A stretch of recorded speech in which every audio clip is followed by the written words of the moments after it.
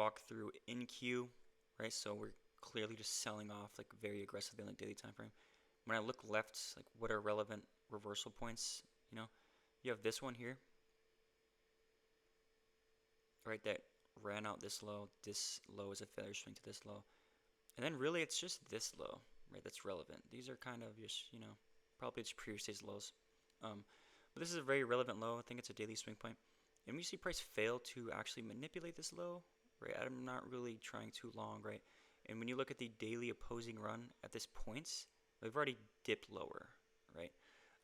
Too low. We're kind of creating that large opposing run, which doesn't even support expansion. So when price comes back up, right, we're actually creating SMT with YM here. It's actually with this high and this high, right? A lot of people are concerned with this high, which is valid, right? This is why I wait for the opening price. Like, I'm not going to enter prior to the open just because of that. It's a little sus.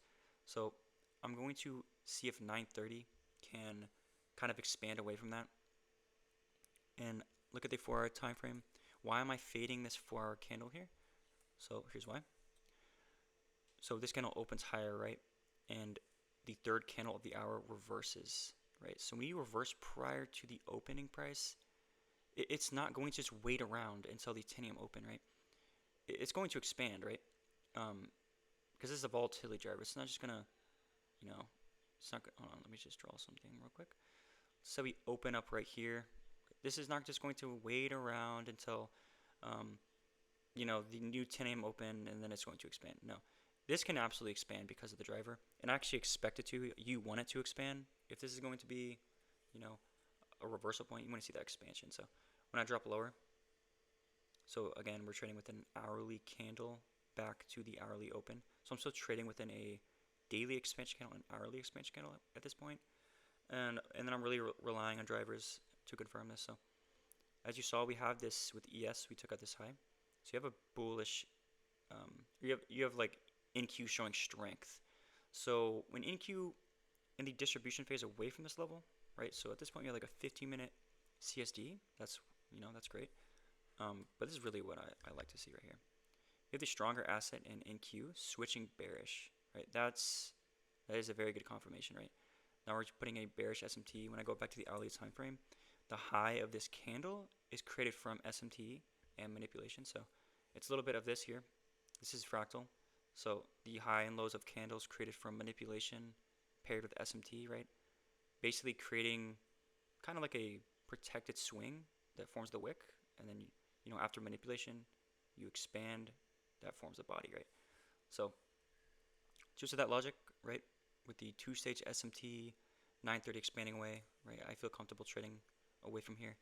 And as you see, we have this opposing run prior to 930, and 930 expands away, and then we come back and create this SMT. This is where I get in, right? As soon as we create this SMT, we have inverse fair value gaps over here as well. It's just like a really strong level.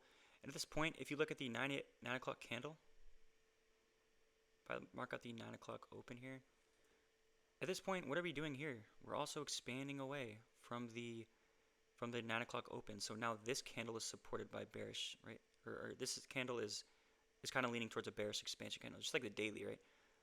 The daily candle already moved away from the open. Same thing on the hourly time frame. So both those are already aligned. Now I'm getting an SMT too. Like, hell yeah, dude.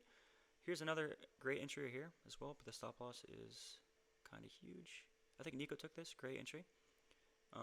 Maybe if you got like a better fill, that'd be great too. But yeah, like when 930 expands away from like a relevant level or manipulation that happened prior to the open, that's a great confirmation. So I think that's it. That's all I need to cover here. And now I'm just really just trailing. Did I think it's going to 1,000 points? No, I didn't. But when I look left on the daily, if not going to reverse, like I said, if not going to reverse from here, then it's going to go like to these levels.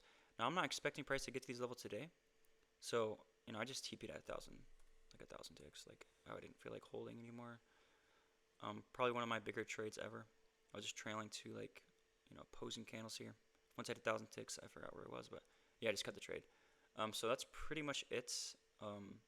That's kind of my reasoning for fading this 4-hour candle here. It's because it's it's at the end. It's in the last 30 minutes of the candle, pretty much, right? So I'm not expecting price to flip that, right? To go bullish. Doesn't really make sense, right? And like I said, the hourly candle, I'm already trading within an hourly expansion candle too. I'm not expecting that to flip either. So yeah,